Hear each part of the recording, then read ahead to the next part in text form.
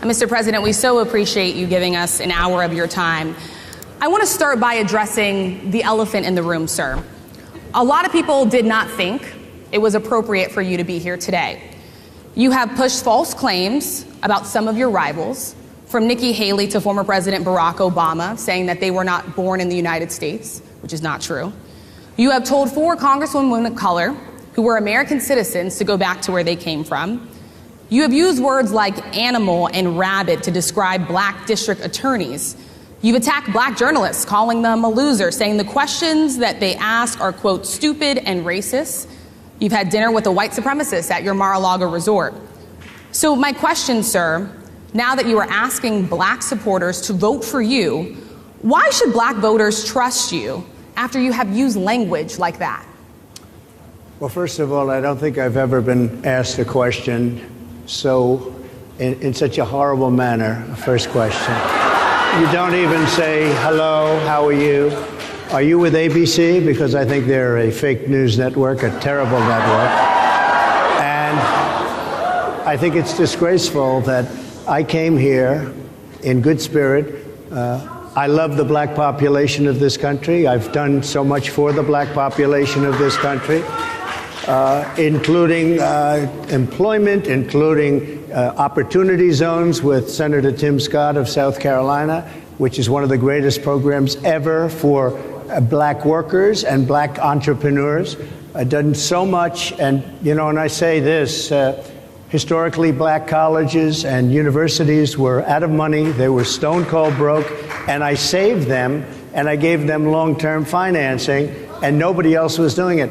I think it's a very rude introduction. I don't know exactly why you would do something like that. And let me go a step further. I was invited here and I was told my opponent, whether it was Biden or Kamala, I was told my opponent was going to be here. It turned out my opponent isn't here. You invited me under false pretense. And then you said, you can't do it with Zoom. Well, where's Zoom? She's going to do it with Zoom and she's not coming. And then you were half an hour late. Just so we understand, I have too much respect for you to be late. They couldn't get their equipment working or something was wrong. Mr. President, I would love if you can answer the question on your rhetoric and why you believe that black voters should trust you with another 4 years. I have been the best president for the black population since Abraham Lincoln. That's my answer. Better than President Johnson, who signed the Voting Rights Act? And for you to start off a question and answer period, especially when you're 35 minutes late because you couldn't get your equipment to work, in such a hostile manner, I think it's a disgrace. Let me just ask a follow-up, sir, and then we'll move on to other questions here. Some of your own supporters, including Republicans on Capitol Hill, have labeled Vice President Kamala Harris, who is the first black and Asian American woman to serve as vice president and be on a major party ticket, as a DEI hire. Is that acceptable language to you? And will you tell those Republicans and those supporters to stop it? How do you define DEI? Go ahead. How do you define diversity, equity, inclusion? Okay, yeah, go ahead. Is that what your definition? That is give me a definition then. Would you give me a definition DEI. of that? Give me a definition. Sir, I'm asking you a question, a very direct question. Define it for me, if you would. I just defined it, sir. Do you believe that Vice President Kamala Harris is only on the ticket because she is a black woman? Well, I can say no. I think it's maybe a little bit different. So I've known her a long time indirectly, not directly very much, and she was always of Indian heritage, and she was only promoting Indian heritage. I didn't know she was black until a number of years ago when she happened to turn black, and now she wants to be known as black. So I don't know, is she Indian or is she black? She has always identified as a black woman. She went to a historically black college. I respect either one, but she obviously doesn't, because she was Indian all the way, and then all of a sudden she made a turn and she became a black person. Just to be clear, sir, do you believe that she is... I think somebody should look into that, too, when you continue in a very hostile, nasty tone. It's a direct question, sir. Do you believe that Vice President Kamala Harris is a DEI hire, as some Republicans have said? I really don't know. I really don't know. Could be. There are some, and there are plenty. I know this lady right over there, Harris, is a fantastic person who just interviewed me at length. And we had a great interview, I think, and I heard you got very good ratings on that interview. You told me it was the longest one of your life, so we had a good discussion. Look, I want to talk about why you're here today. I mean, it is not lost on us how divided we are as a country. And as you were coming today, we really got to see that we were divided along the lines of race, along the lines of gender. And there is this question of, in this moment where we are, why come here? What is your message today? My message is to stop people from invading our country that are taking, frankly, a lot of problems with it. But one of the big problems, and a lot of the journalists in this room I know and I have great respect for, a lot of the journalists in this room are black. I will tell you that coming from the border are millions and millions of people that happen to be taking black jobs. You had the best. What exactly is a black job, sir? A black job is anybody that has a job. That's what it is. Anybody that has a job. All right. And Mr. President, they're taking the employment away from black people. They're coming in, they're invading. It's an invasion of millions of people, probably 15, 16, 17 million people. I have a feeling it's much more than that. And everybody's been seeing what's happened. The first group of people, the black population, is affected most by that. And Kamala is allowing it to happen. She's the border czar. She's the worst border czar in the history of the world. There's never been a border czar like this. She's never even essentially been. She said she was there once, but not the right part of the border. So she was a border czar. She's done a horrible job. These people are coming into our country, and they're taking black jobs and Hispanic jobs, and frankly, they're taking union jobs. Unions are being very badly affected by all of the millions of people that are pouring into our country. And one thing, as we discussed, many of these people are coming in from mental institutions, from prisons, from jails. They're gang members in other countries.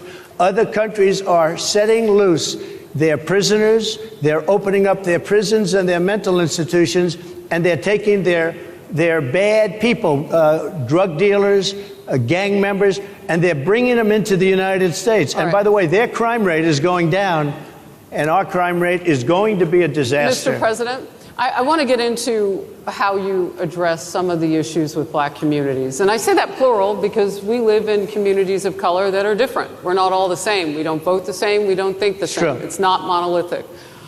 So as you come here today, I want to talk about something that bursts. And this is the weight of the inflation on this country right now. The nonprofit Money Management International recently released data from its mid-year analysis that we have found a 52% rise in people who are seeking counseling for being in credit debt. They're paying for food that is sky high on their credit cards, and now they can't pay that off. The credit counseling nonprofit MMI, as I said, is saying now that they've seen surges that they haven't seen since we were in a pandemic of people in financial trouble. Much of that falls on the shoulders of single moms, single black moms, when you look statistically. Yeah. How do you turn it around? What's your plan for the black community when it comes to money? So, first of all, it's very hard to hear you for whatever reason because of the fact that they have bad equipment, because I guess, this woman was unable to get the right equipment. But it's very hard for me to hear you, but I can hear every other word. It's very difficult, actually. But so I don't know if they can fix it or do something with it, but I'll do the best I can with it. The inflation is absolutely destroying our middle class, our working class, virtually every class. Inflation is a disaster in our country. Inflation is a country buster. It breaks every country. And we had, in my opinion, the worst inflation we've had. They say it's 58 years, but I think it's much more than that. It's been devastating. And if you just take a look at a lot of things they don't include, like interest rates. Interest rates went from 2.4% to 10%, and you can't get the money.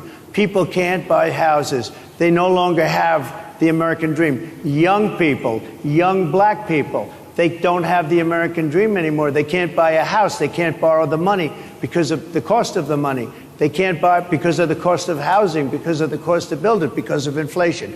Inflation is a disaster, and it's destroying our country. And it's destroying the black community probably as much or more than any. What's your plan? You know what we have to do? We have to bring down the cost of energy, and that's going to bring down the cost of inflation. This was all started with a bad energy policy by Joe Biden. By the way, just if I might, I was running against a man named Biden. You probably saw that. And he was losing very badly in the polls, and then he had a rather bad debate. I would say it was a bad debate. I would say it was one of the worst debates in history, and his poll numbers crashed. And instead of saying, let's keep going and maybe something happens the other way, they said, oh, we're going to replace him. Let's just replace him. That's like you're in a fight, a prize fighter's in a fight. He's not doing what you say, let's bring in another fighter. So our whole campaign was steered toward him, and now we have to steer toward him. But ultimately it's the same because they have bad policy. They have policies of open borders, unbelievable open borders, horrible energy policies. They want to get rid of, as you say, gasoline in cars. They want to get rid of oil. They want to get rid of efficient heating. Mr. President. Environmentally, what they're doing is killing our country. They're absolutely destroying our country. But the inflation is the thing that's hurting the black worker, the black population, and every other population within our country. Inflation is the worst it's been, I think, in over 100 years. And they'll fact check it. They'll say it's only 58. Whatever it may be, they don't add all the numbers. They don't add the really bad numbers, and you can check that too. But inflation, Harris, is absolutely destroying this country and the people in our country. Yes, Mr. ma'am. President, can I ask you another question Yes, that is also impacting black Americans? And that's very clear now. Good. I'm sorry? It's very clear. I hear you. Okay.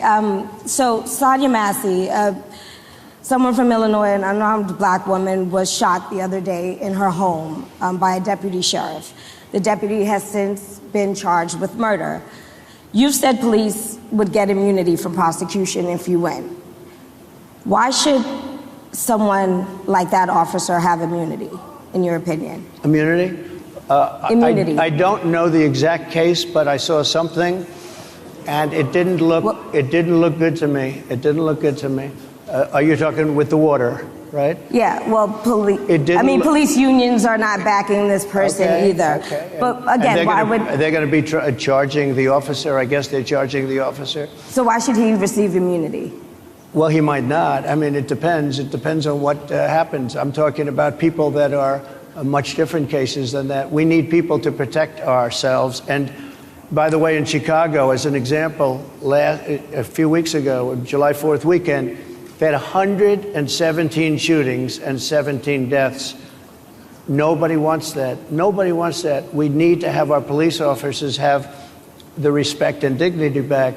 In this particular case, I saw something that didn't look good to me. I didn't like it. I didn't like it at all. So can you get a little more specific back to the immunity question? Who would make those Well, right now, for the most part, people are protected by their unions, by their police unions, or by their police departments.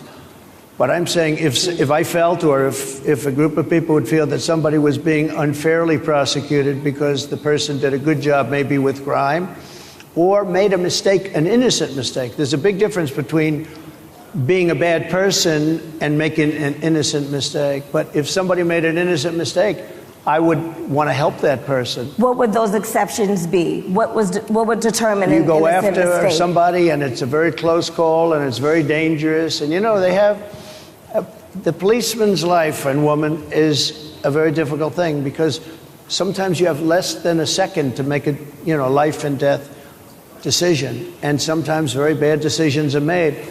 They're not made from an evil standpoint, but they're made from the standpoint of they made a mistake. So I want to follow up really quickly. I find it interesting because you do talk about reining in prosecutors, especially when it comes to prosecutors that are prosecuting you. Why doesn't that skepticism apply to law enforcement? Well, I've been prosecuted because I'm a political opponent of two people that have weaponized our justice system. I've been prosecuted. I just won the big case in Florida. Everyone said that was the biggest case. That was the most difficult case. And I just won it. Now, Biden has a similar case, except much worse. I was protected under the Presidential Records Act. Biden wasn't because he wasn't president at the time. And he had 50 years worth of documents. And they ruled that he was incompetent and therefore he shouldn't stand trial. And I said, isn't that something? He's incompetent and he can't stand trial, and yet he can be president. Isn't that nice? Mr. President, but they released him on the basis that he was incompetent. They said he had no memory and he was a nice old guy, but he had no memory, and therefore we're not going to prosecute him. I won the case, and it got very little publicity. I didn't notice ABC doing any publicity on it, George. We covered you extensively, sir. I'd love to move over onto different topics. I didn't notice you do any publicity on it at all. I won the case, the biggest case. This is an attack on a political opponent. I have another one where sir, I have a hostile judge. We have you for a limited time, sir. I'd love to move on to different topics. Excuse you, you're the one that held me up at 35 minutes, just so you understand. If we can move on now to the state of the race, sir, I want to get back to the campaign. Senator J.D. Vance is your running mate. He's had a lot of controversy lately, and I want to read you a few things that he has said in the past. He said the Democrats running the country are a bunch of childless cat ladies who are miserable at their own lives and the choices they've made, and so they want to make the rest of the country miserable too. He's not talking here about how great it is to be a parent. He's attacking what he says are the choices people are making to not have children. Did you know that he had these views about people who do not have children before you picked him to be your running mate, and do you agree with him? No, I know this. He is very family oriented, and he thinks family is a great thing. That doesn't mean he thinks that if you don't have a family, it's not. I know people with families. I know people with great families. I know people with very troubled families. And I also know people with no families. They didn't meet the right person. Things happen. You go through life, you don't meet the right person. But he's not just talking about families here. He also says that people that don't have children should get less votes than those that do. I'm just speaking for myself. Is that your campaign I think position? I'm speaking for him too. He strongly believes in family, but I know people with great families. I know people with not great families that don't have a family, and the people without the family are far better. They're superior in many cases, okay? He's not saying they're not. What he's saying is that he thinks the family experience is a very important thing. It's a very good thing. But that doesn't mean that if you grow up and you grow older and you don't meet somebody that would be wonderful to meet and would have been good, that that's a bad thing. He's not saying that. My interpretation, you'll have to ask him actually, but my interpretation is he's strongly family-oriented, but that doesn't mean if you don't have a family, there's something wrong with it. Just one last point and then we'll move on. Just one of the bedrock principles of American life is one person, one vote. Senator J.D. Vance has suggested that someone who has children should have more votes than a person who does not have children. I just want to be clear here. Is that the position of your campaign? Well, no, but it's not something I have ever heard before. I can tell you this. Right now you have illegal aliens coming into our country, many from prisons and many from mental institutions, and they want to give them votes. I don't think they should have votes. They came into our country illegally, and they're taking the vote away from all of the people in this room that have been here a long time, that have worked hard, that in many cases, and you'll see this happening, if I'm not elected, you're going to see it happening. If I am, you're not going to have any problem. But you're going to see it happening. A long time, you're going to see the people in this room and people outside of this room are going to be losing their jobs to people that have come into this country illegally. Mr. President, can we stay with just kind of the state of the race right now? Because I felt like that vice president question, candidate question was right in there with that. Yeah. So let's talk about J.D. Vance for a little bit. He's had some stumbles out of the gate. I don't know if you're hearing what we hear as reporters, but it's been a tough couple of weeks for him. Why did you choose J.D. Vance? Why did you choose him? And I'm having a hard time hearing too. I know everybody out there can, but it's hard to hear. I'll tell you why. I chose him because he's a very strong believer in work and the working man and woman, and especially the working man and woman who have been treated very unfairly, because you have many of them in this room. But you have many of those people, they were treated very unfairly. They worked very hard and they were treated unfairly. He wrote the book that became a bestseller. The movie became a smash hit. He's a very smart guy without the benefit of having a family that has contacts, like a father that was well connected. He got into Yale Law School. He graduated in 2 years from Ohio State, summa cum laude. I mean, you take a look at, his career has been an amazing career. He started off at a level with a difficult family situation, very difficult with the mother and the father and everything else. He ends up going to Yale Law School and was one of the top students, became the head of the law journal. I mean, that's an amazing thing. He's a 4-year, he was in the military with great distinction for 4 years, got out, went into business, became successful in business, very successful in business actually, did public offerings and other things. And I have to believe in that. I mean, he's somebody that was born in a rough situation. Most of the people know that situation because it was very well documented in his book. And I have a lot of respect for somebody that can get into Yale and become one of the best students in Yale, that meets a young woman at Yale who was also outstanding, and they get married, they have a beautiful family. But he had he's made himself an amazing life. He then goes to Ohio, lives in Ohio, and he had my endorsement. That helped. But he wins the Senate. He becomes a United States Senator. So he's a United States Senator. And so, Harris, like I respect you for your success, I respect people for their success. The reason I asked the question is because the last time you and I sat and talked was the day that you were shot. We'd been together for much of that day. You left to go to Butler, Pennsylvania, and we didn't know what was next.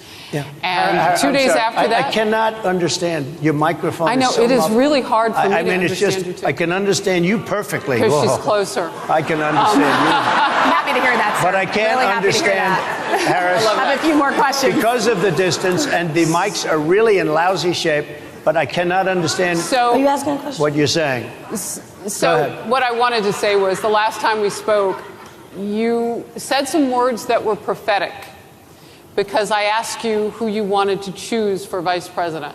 Yeah. And you said normally it really wouldn't matter what they would bring. You choose somebody that you think has a future, that sort of thing. But you said these words 3.5 hours before an attempted assassination on your life. You told me that bad things happen, Harris. And that's why this decision is important this time. Bad things happen. You said it twice. When you look at J.D. Vance, is he ready on day one? Does he what? Ready on day one, if he has to be. I've always had great respect for him, and for the other candidates too. But I will say this, and I think this is well documented. Historically, the vice president, in terms of the election, does not have any impact. I mean, virtually no impact. You have 2 or 3 days where there's a lot of commotion as to who, like you're having it on the Democrat side, who it's going to be. And then that dies down, and it's all about the presidential pick. Virtually never has it mattered. Maybe Lyndon Johnson mattered for different reasons of what we're talking about, not for vote reasons, but for political reasons, other political reasons. But historically, the choice of a vice president makes no difference. You're voting for the president, and you can have a vice president who's outstanding in every way, and I think J.D. is. I think that all of them would have been. But you're not voting that way. You're voting for the president. You're voting for me. If you like me, I'm going to win. If you don't like me, I'm not going to win. I'm going to get my J.D. Vance question in. J.D. Vance? I'm going to get my J.D. Vance question in. To your point and to Rachel's point, he, has a lot of opinions about childless women like myself or divorced people like yourself. Do you think, my point is here. But at least it was said in a friendly manner. My point is,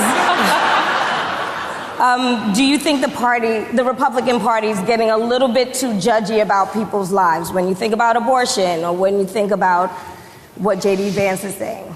I don't think, I think that the Democrat Party is really the one that has the problem. I think they're radical on abortion because they're allowing abortion in the 9th month.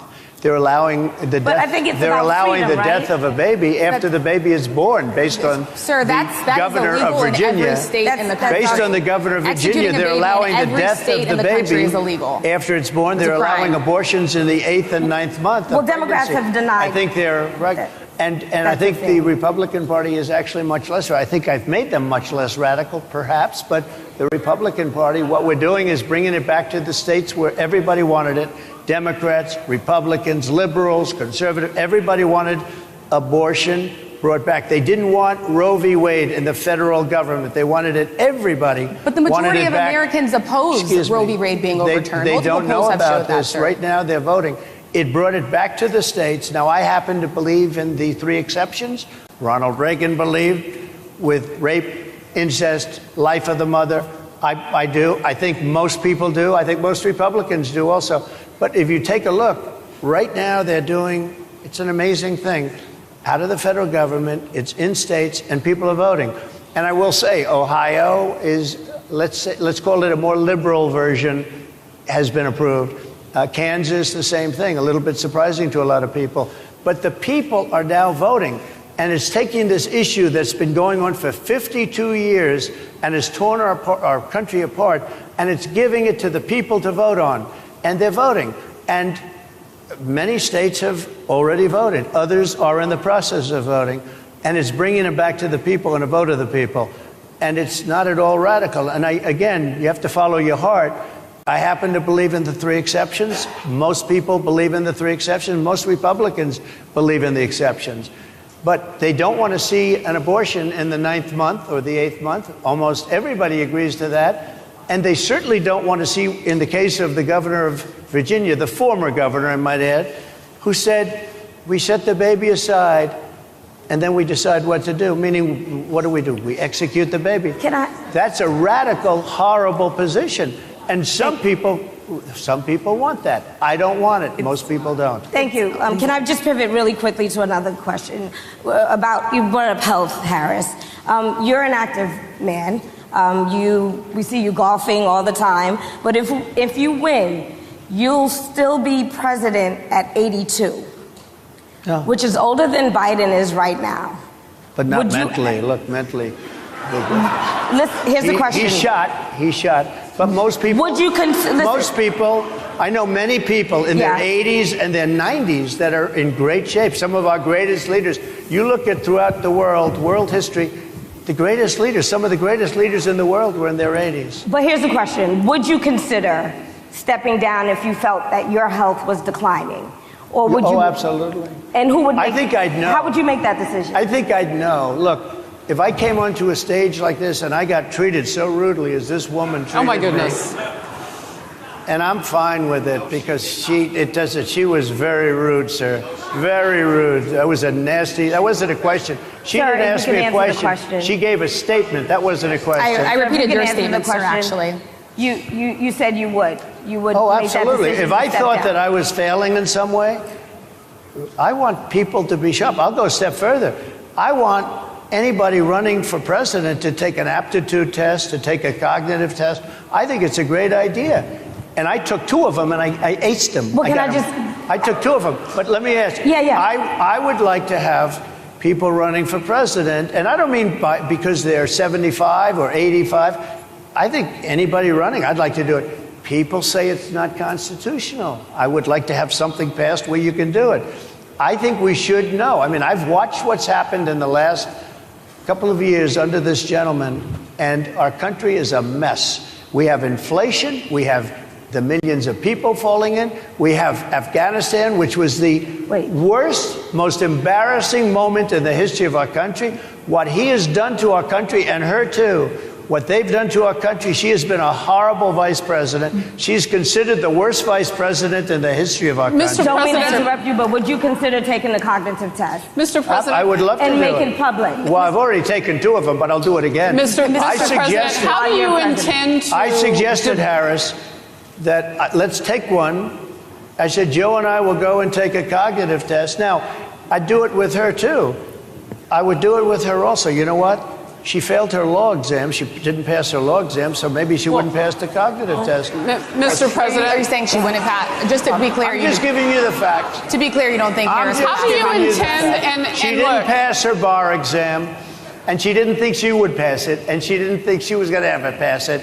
And I don't know what happened. Maybe she passed it. She did pass it. There's a man over here. I think he must work for her. Mr. President, I would love to ask you about January 6th. You've called yourself the candidate of law and order.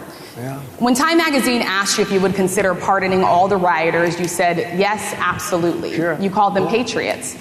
140 police officers were assaulted that day. Their injuries included broken bones, at least 1 officer lost an eye, 1 had 2 cracked ribs, 2 smashed spinal discs, another had a stroke.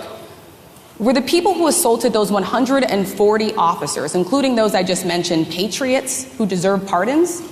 Well, let me bring it back to modern day. Like about 5 days ago, we had an attack on the Capitol, a horrible attack on the Capitol. You saw the people that were protesting and spraying these incredible monuments, bells, lions, all these magnificent limestone and granite with red paint, red spray paint, that will never actually come off, especially in the limestone. It will never, I'm a builder, I know about this stuff.